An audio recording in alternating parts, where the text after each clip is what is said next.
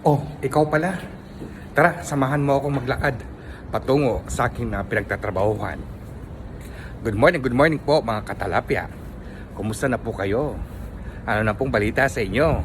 Kumusta naman po ang pagtulog ninyong magdamag? Well, kung ako ang tatanungin ninyo, ay nako, eto laging puyat nang dahil dito sa kanilang season, ano? Biruin mo, anong oras na ako nakaka-uwi ng bahay? Alas 12 na lang, o di ba? At pagkatapos, magluluto ka pa ng pagkain mo at kakain ka, o anong oras ka na lang makakatapos. At swerte mo na lang kapag ikaw ay merong pagkain na nakatira at handang initin mo na lang, ano? At hindi lang yon, syempre yung mga kaibigan natin dyan na nagbibigay ng pagkain, yun, at least na-appreciate ko yun at nagpapasalamat ako sa nila.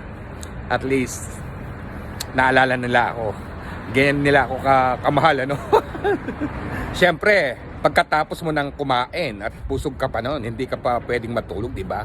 Ang ginagawa ko noon, yun ang oras ko para makapag-edit ng mga content na i-upload ko dito. Kung ang panahon ang pinag-uusapan dito sa ngayon, medyo ang nararamdaman ko ay may kainitan ng kaunti.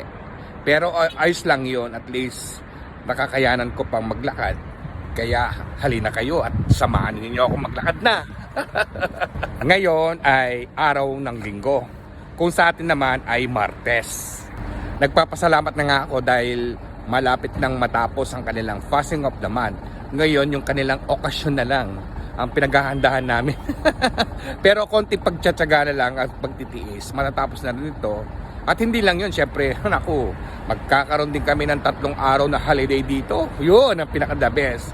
At least makakapagpahinga ako ng bonggang-bongga. At hindi lang yun, makakapamasyal ako mga araw na yun, di ba? Tingnan nyo guys, mag-iisang buwan na ako bukas, ano? Parang kailan lang, ano? Hindi ko akalain na mabilis ang panahon.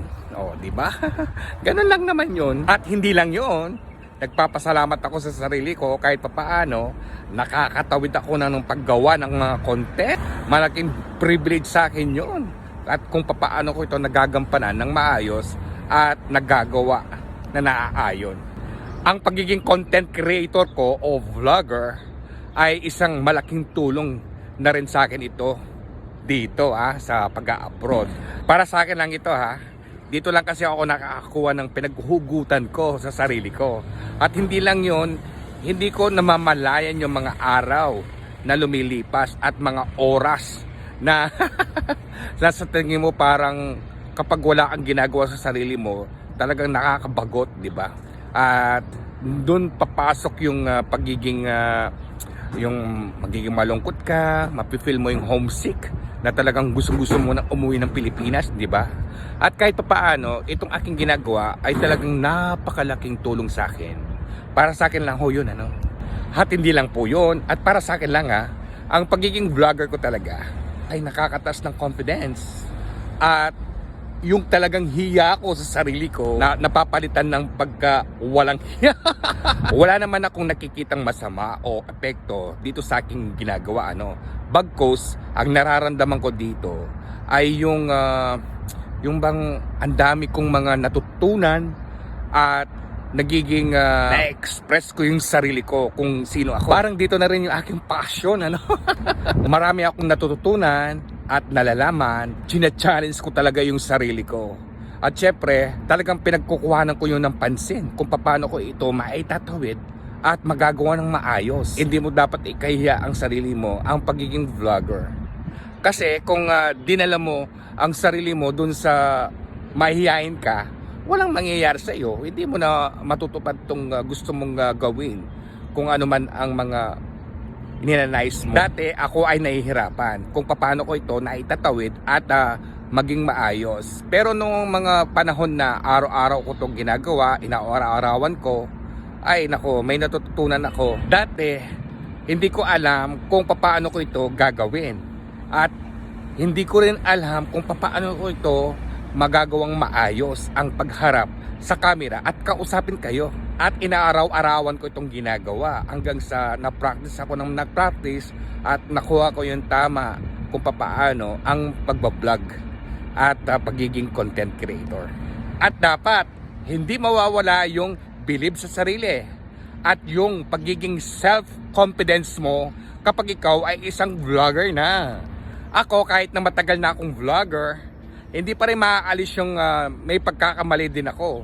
Paulit-ulit kong ginagawa yon at nang sa ganon makuha ko talaga yung tama na sa aking pagsasalita. Meron namang editing o hindi mo ba magagawa ng maayos? Hindi mo dapat ikahiya ang pagiging vlogger mo. Bagkos ito ay pasalamatin mo dahil may natutunan ka at nalalaman. At hindi lang yun, ito yung magdadala sa iyo na paano ka panoorin ng mga tao na gustong manood sa iyo, di ba? At para sa akin, wala naman ako nakikitang masama sa ginagawa natin. Dapat maging proud ka pa nga di ba? Dahil naitatawid mo itong ginagawa mong content ng maayos at naaayon. Yung taong gustong manood sa iyo, hindi sila manghihinayang na panoorin ka. Gumawa ka ng isang content na may nalalaman at natutunan sila sa iyo. Yun din ang pinaka-the best sa ating mga vlogger. Hoy! Hindi lang to nalalaman at natutunan, kundi meron silang kapupulutan sa ginagawa mong content. O, di ba? Pagdating ko sa shop at bibigyan ko kayo ng konting update o kung ano ang nangyari at kung ano ang mga naganap kahapon. Dito na magbubukas muna tayo ng tindahan. Yung naging kahinaan ko sa sarili ko ay yung naalala ko na siyang gawin at mamaya ko nang planuhin gawin. Doon ako nakakahina ng loob kapag ito ay aking nakalimutan. Nandito na tayo sa tindahan. Gayunpaman ay magbibigay ako ng konting update kung ano ang aking ginagawa kahapon at hanggang sa ngayon. Ito yung mga ginagawa ko magmula kahapon hanggang ngayon. Ay nagre-refill na ako ng mga tsokolate at ng mga sweet dito sa mga box na binigay nila. Pagkatapos ng silver, ito yung isusunod ko naman. Kasi kung ano lang nire-required na pinapagawa, yun lang ang tanging ginagawa ko. Hindi katulad noon talaga. Mga desisyon namin ang ginagawa at sinusundan namin. Kaya sa ngayon, yung mga amo na lang ang nagbibigay ng ano sa atin ng go signal kung ano yung mga ipapagawa sa iyo. Kaya guys, maraming salamat po at ako'y natutuwa sa inyo kahit papaano may natutunan kayo dito sa mga binabahagi kong vlog na mga content na ginagawa. Hanggang dito muna ang aking update ko for today. At sana po ay nasiyan kayo sa kapapanood itong aking ginawang video. Thank you for watching. Like and share. Ingat po kayo parate at enjoy lang. Bye!